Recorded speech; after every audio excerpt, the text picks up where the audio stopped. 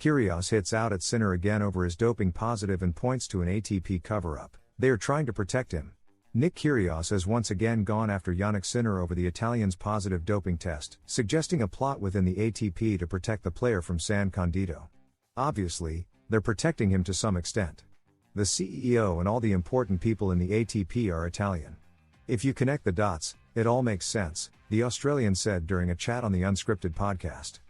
If there has been one voice particularly critical of Jannik Sinner's positive test for Clostebol at Indian Wells 2024, it's been Nick Kyrgios. The Australian, in a new appearance on Josh Mansour's Unscripted podcast, reopened the issue by again expressing his view on the matter and accusing the ATP of a plot and strategy to preserve the Italian player's image. He was the world number one when he tested positive, and there's no doubt he's an incredible player who's going to lead the sport for the next 10 or 15 years alongside Alcaraz. So obviously, they're protecting him to some extent. The CEO and all the important people in the ATP are Italian. If you connect the dots, it all fits.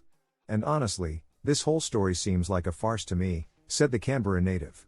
Despite his firm stance on the issue, Kyrgios, who noted that Sinner has one of the best ball strikes in history, did not deny Jannik's talent, though he again emphasized the positive test. In the end, he'll be one of the best players in history.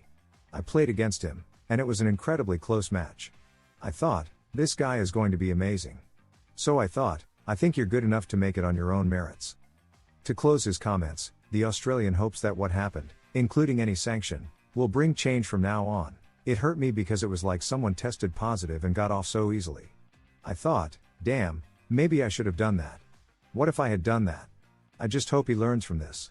I'll also tell him to his face, I think he was good enough to do it without doping. If it was an accident, fine, but if it wasn't, I'd say, brother, I don't think you needed that. How much prize money does the Six Kings Slam 2025 distribute? The millionaire figure pursued by Alcaraz, Djokovic, and Sinner. The Six Kings tournament boasts a massive prize pool for its participants, far surpassing that of any Grand Slam or Masters 1000 event.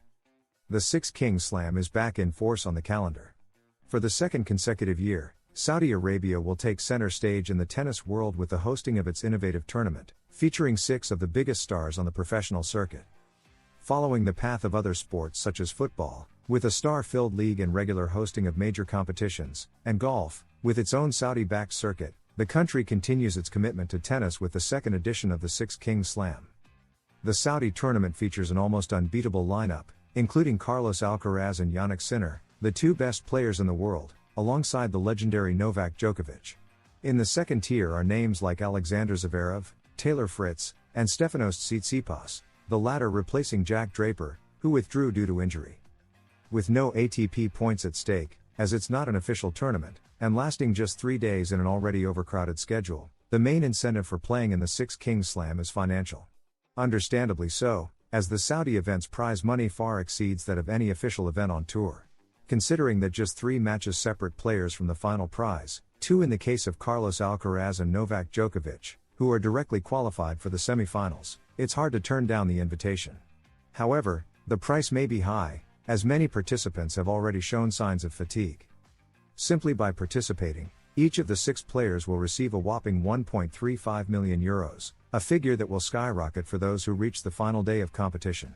The champion's prize is €5.4 million, bringing total earnings to nearly €7 million for the tournament winner. Sinner's decision after his retirement in Shanghai: the Italian couldn't finish his match against Griekspoor due to cramps. Jannik Sinner has made a decision. His run in Shanghai didn't go as planned, with an unexpected retirement in his round of 16 match against Talon Griekspoor. The conditions in China were tough from start to finish, with high humidity wearing down all players. By the third set, after losing the second to the Dutchman, the Italian's legs gave out. Not even the 5.5 hours of the Roland Garros final had drained Jannik as much as this match did. After losing his serve, he barely made it to the bench, using his racket as a cane, an alarming image that ended with the world number 2's retirement. After taking a few days off following the scare in Shanghai, Sinner has decided to hire a new physiotherapist for his team, a move aimed at improving his physical condition for the final stretch of the season so that the incident in China doesn't happen again. The chosen one is Alejandro Reznikov, an Argentine physio with extensive experience on the ATP Tour, having been part of the organization since 2010. This move from Sinner shows his perfectionist mindset as he adjusts his team to match the physical level Carlos Alcaraz has shown this season, a level that has propelled the Spaniard to world number 1. The next stop is the Six Kings Slam, held from October 15 to 18. The Italian will face Greek Stefanos Tsitsipas in the quarterfinals, who replaced Jack Draper after the latter's withdrawal.